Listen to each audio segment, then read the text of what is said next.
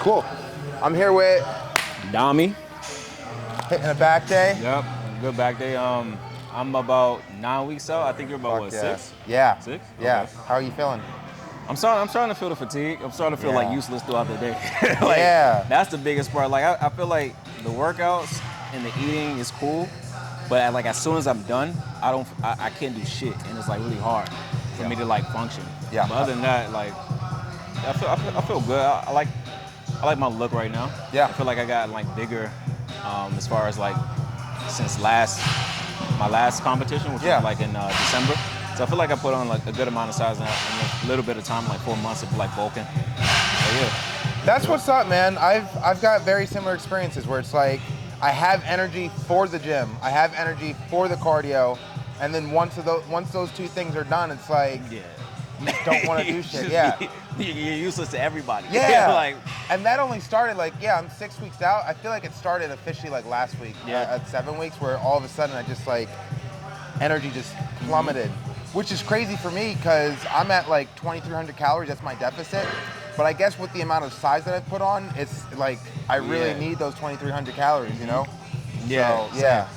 Like, cause I'm at 17 to 18, but I don't go over 1750. I try to like stay between like 1700. You're coaching yourself, right?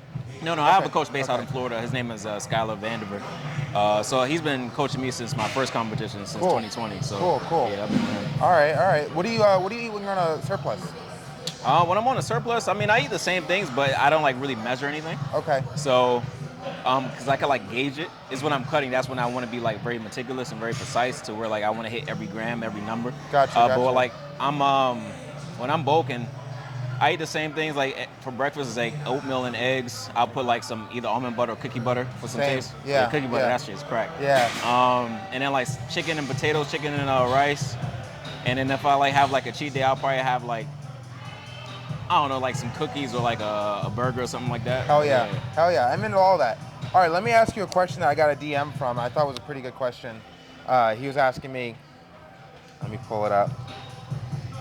He asked, yo, Sean, we all hit a mental block. How do you get past the plateaus when you just aren't all there 100% mentally, physically? Honestly, like I feel when I hit a plateau, that's when I'm like, because again, I used to be like fat, right? So when I hit that plateau, I start to like mentally like challenge myself and like I'm not, and then I start like comparing myself to like how like I was, and I'm like, I know I can beat that, and then I'm just like, I like motivate myself real quick. Like I don't let plateaus like discourage me. Like I'll step on the scale, and if I'm not dropping, I'll adjust it myself. Right. You know what I'm saying? Like I'll just like even recently, like I saw like that I wasn't dropping the way I wanted to, because again, I was like slacking off a little bit, like eating a little bit more rice cakes and like having a little bit more fats, like almond butters. Yeah. So I was like, you know what? I'm just gonna like not buy that shit. I threw everything in the trash. Awesome, I threw the almond butter away. I threw the rice cakes away. And I'm like, there's no excuse for me to like go in the cabinet if I'm hungry. So if I'm hungry, I'm gonna be hungry. You know what I'm saying? I'll just drink water.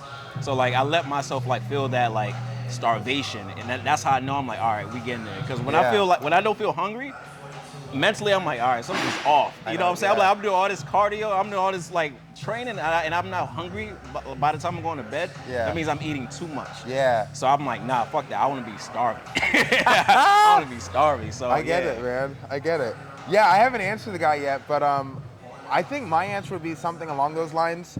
For one, like physically, I've never experienced a physical plateau. Maybe with strength, because like that's one thing I would like to get better at is progressive overload and like actually tracking how my strength improves, especially when I'm bulking.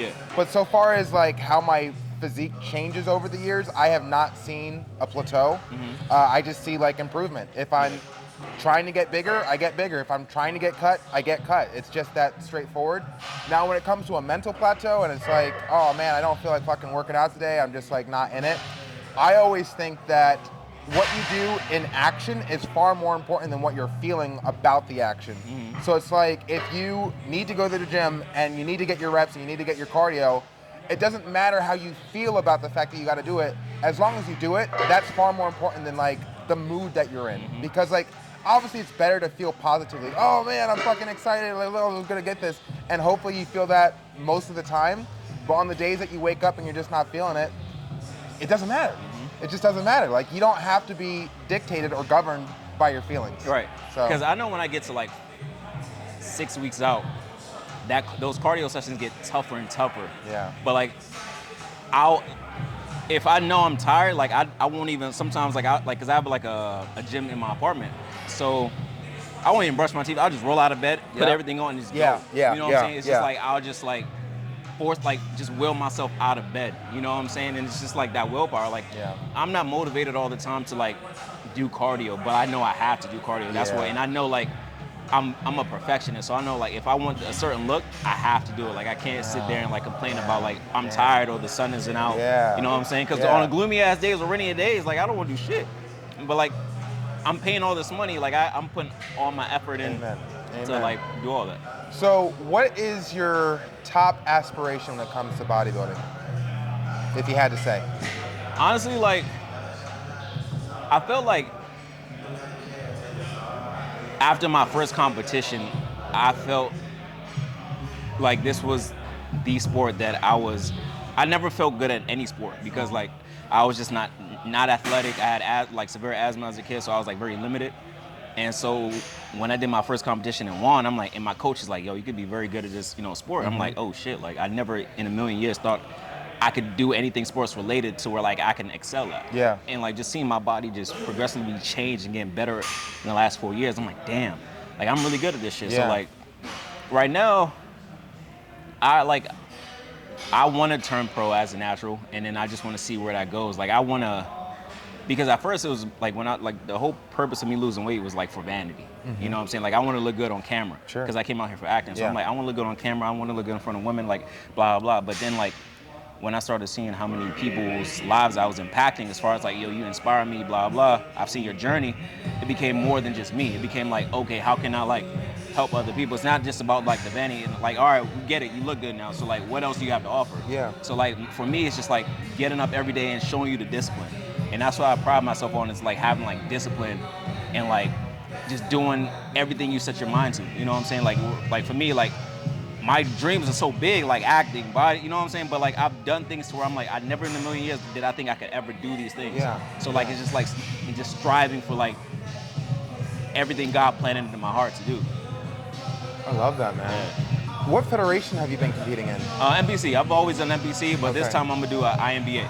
Okay. Yeah. So this time I'm gonna do INBA. Just because of like my last two competitions I've gotten third. You know, I've been placed in top 3. And last year I feel like was my best look ever.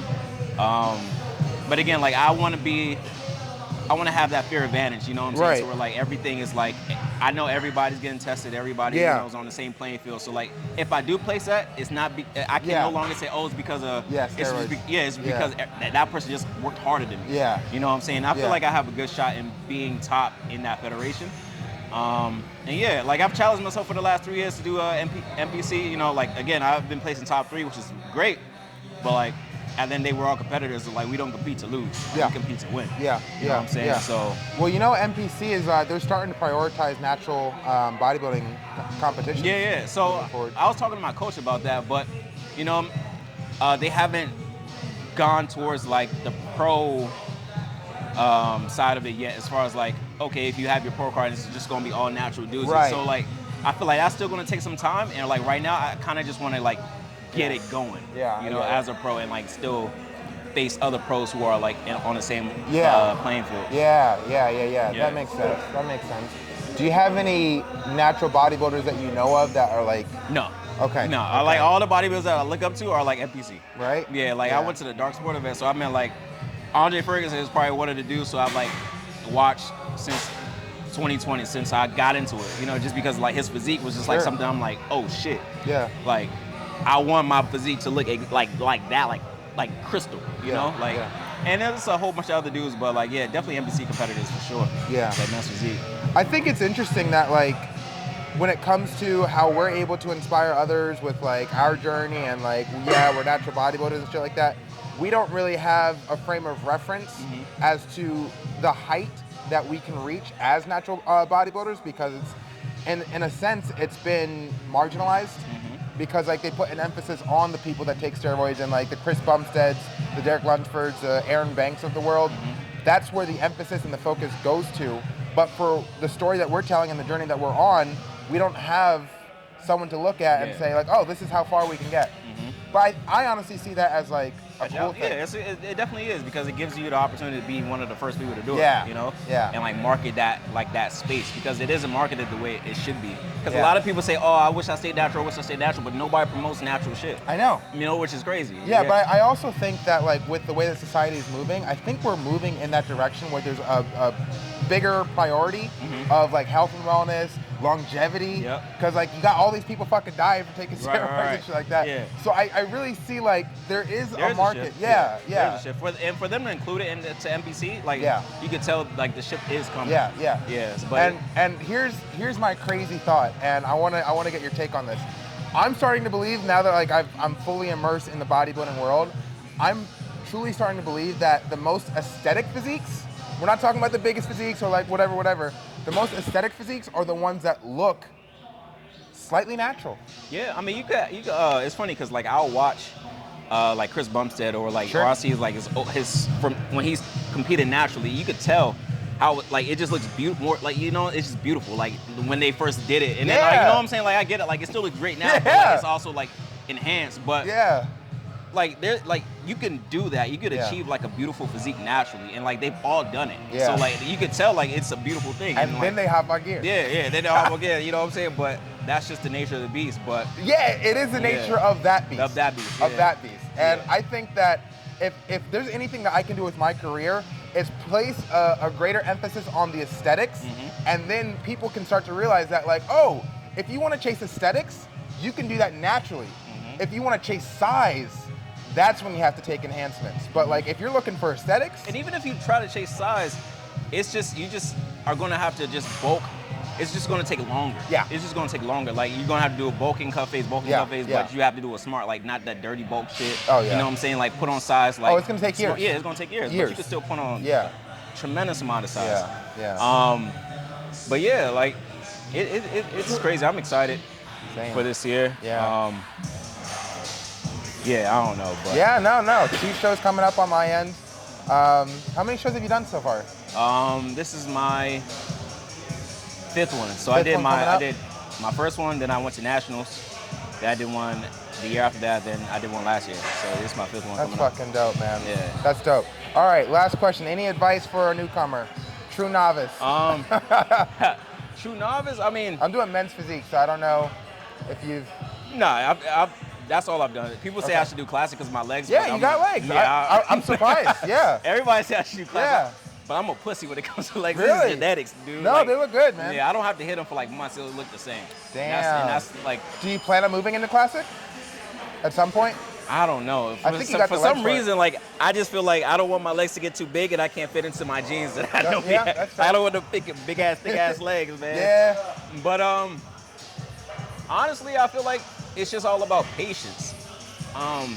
Because when you do your first show, you'll probably see other people who've done it for longer, even if it's naturally. Like you'll try to compare, like, oh shit, like, you know, maybe my back isn't as thick enough, or maybe my my posing isn't as sharp. But it's all about patience and like practice. You know what I'm saying? Everybody wants like that quick quick thing, but when it comes to like natural bodybuilding, like it takes a lot of patience and it takes time. Again, everybody thinks because like as you get older, you're you'll probably like drop in like your testosterone. Yeah, testosterone and like your progress. But I'm like, I'm only getting older. I'm 31. I started when I was 28. I've only gotten better.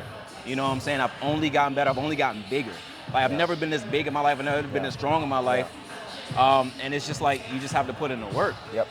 And like you can achieve a great look naturally. You don't have to rely on drugs. You don't have to think, oh, because I'm 30-something years old, my test is gonna drop. Nah, like I'm in my prime, and like I feel like I'm just getting started.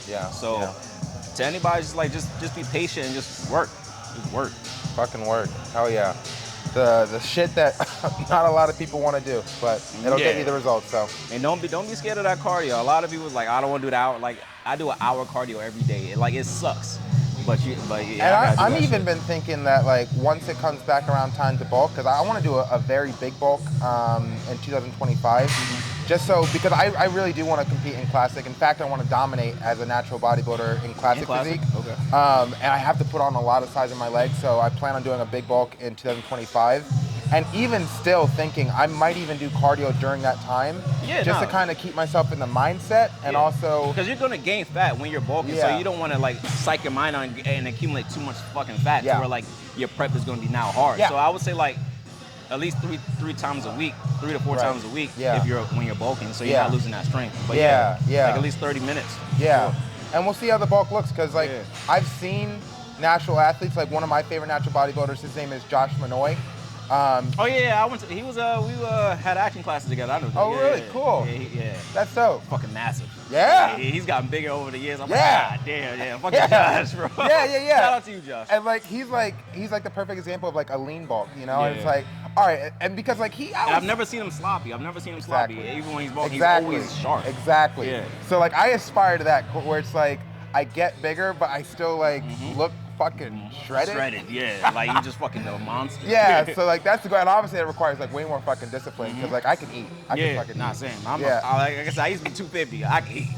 I can fucking eat. Yeah. So like it'll take more discipline, but the way I see it, you know, this is a fucking career, and by the time that this career is over, there's an opportunity to leave a very lasting impact on the fucking fitness community in general.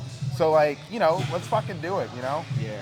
I have a question for you. So like, are you in a relationship while you're a prep? Like, are you with?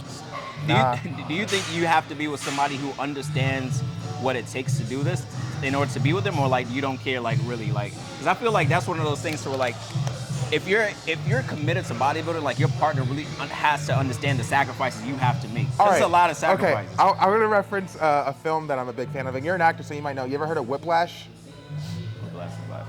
If you haven't seen it, I highly recommend it. Miles Teller, J.K. Simmons. J.K. Simmons, I think got an Oscar for it. Okay. Highly recommend. One of my favorite films. Anyway, that film was about Miles Teller wanting to be like the best drummer in the world. Like he wanted to be a great drummer, and J.K. Simmons was a teacher. Anyway, in the film, I say all this to say like, if you want to pursue anything at the highest level, and I look at this like this pursuit as like, okay, let's say I'm an Olympian. And fucking this is the sport that I'm choosing to be the best that I can be at. You need a person who supports you and is understanding that this is your primary focus and everything else is secondary. I mean, I'll even take it a step further, and like I explained this to my girlfriend. I broke up with her at the beginning of the year for this very reason. This is the only thing I want to focus on, and then I have my son. So my son is 4 years old. Okay. He's my secondary focus. You, girlfriend, are my third focus. You have to accept that. You have to be comfortable with that. And if you're not, find someone who can make you their first. Their first. Yeah. But I can't do it. You know, so I wouldn't say that like a girlfriend or like a partner needs to be fully understanding as to like what bodybuilding prep is all like, but they have to be supportive. They have to be understanding that this is your focus, and you have to like be okay with that. And I always encourage people like, hey man, if you have a problem with like where my focus is, come up with your own shit. Like, focus on your own shit. I always say that. Like, it's not about me. Like, it's about you. Keep yourself busy. You know what I'm saying? Because I have goals and aspirations. So like, you have to like understand like, I'm not gonna shift. You know what I'm saying? And if y'all talk about y'all want men to lead, like let me establish this vision to where like I can't lead and not be distracted by like just the instant gratification that you want now. Because it's all about long term. Yes. And you know, to be fair, a lot of women, when like you talk about love languages, it's like, okay, quality time is a love language, and all my time is dedicated to this. So she feels like she's not getting that love language. That's why the breakup happened, because it's like I can't provide in the way that you want me to. And then, you know, I didn't, you know, but what do you do right? It's like one shot. Well, do you have a girlfriend? Yeah, nah, she's been supportive, like for sure. Like this morning she helped me get my body fat with the calipers. Calipers, Nice. So I have it in my bag. But yeah, like sometimes I have to catch myself as far as like my mood swings, as far as like with her, like you know, because when you on prep, sometimes like you get hangry. and like you know, you tend to lash out or like kind of like get an attitude towards the wrong people when it's like you're really just suffering on the inside. Yeah. And so, like my last prep, I learned. So like this one, I'm just like, all right, like let me just go about it like in a different way, like because nobody told me I had to compete. You know, this is something that I wanted to do. So like, you know what I'm saying? Don't lash out on the ones who love you. You know what I'm saying? Or like get like irritated or agitated, like try to like work on it. So that's what I've been trying to work on and all that. In the 4 shows and this 5th show that you're coming up on, like one thing that I always think about is conditioning, and I aspire to like have conditioning that people talk about, where it's like, oh my God, like I can't imagine this guy being any more shredded. In your experience, what has that been like when it comes to like, because like you mentioned one show that it was the best shape you've ever been in. Yeah, last year. Yep. Yeah. How do you monitor, or how do you like decide what's different? Like, how do you? I mean, I like do a good job of documenting everything. Like, as far as like taking pictures, like weekly pictures, just to see like how it looked this week, last prep versus this week, this prep. You know what I'm saying? That makes a lot of sense. And so like I've been doing a lot of comparing, and I noticed I got bigger, like as I'm shredding this year than I was last year. You know what I'm saying? And so like in my head, I'm like, fuck, I'm not as conditioned as I was, but I was a little bit smaller, so like it was easier to get more conditioned like faster. But like now it's like I have this muscle mass, and so it looks different. It looks different. It looks different when I'm training, but like I'm still in a good spot. You know what I'm saying? Like my body fat isn't high, like my obliques are showing. Like it's just certain parts of my body, it takes a little bit longer to like get rid of the fat, which is like my chest area. I noticed that it's from my back. My back is very, very dominant. It's probably my dominant side. Like I lose my back fat like that, but my chest, it's probably like the last to go. It appears that it's the opposite for me. And honestly, like when I think about it, because I get compliments ever since I got into like bodybuilding and shit like that. It's like, oh man, you have the dream physique. And what I notice is that people who say that, they're talking about the torso.